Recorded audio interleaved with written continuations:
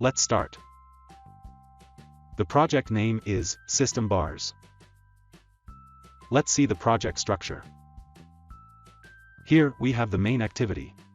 And in the UI, we have an activity_main.xml file, which is the layout of the main activity. Let's see the UI.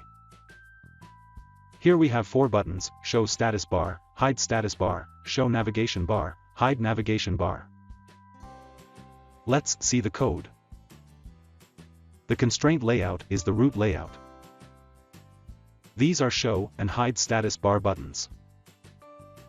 And these are show and hide navigation bar buttons. Let's see the Java code now. These are the imports. This is the main activity. The activity implements the onClick listener interface, which has a function called onClick, which we will use to handle the button click events. In the onCreate function, we set the onClick listeners of the 4 buttons. In the onClick function, we get the decor view of the window. A decor view is the root view of any Android window component. And the UI options variable will hold various system flags. This is how we can show the status bar if it is hidden. This is how we can hide the status bar.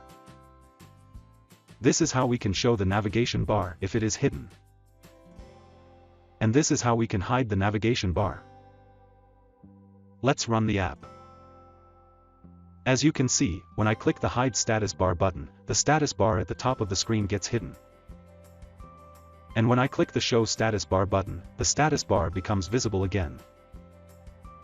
Similarly, as I click the hide navigation bar button, the navigation bar at the bottom of the screen gets hidden. And when I click the show navigation bar button, the navigation bar gets visible again. So that's it. That's how you can handle the system bars in Java Android. Thanks for watching.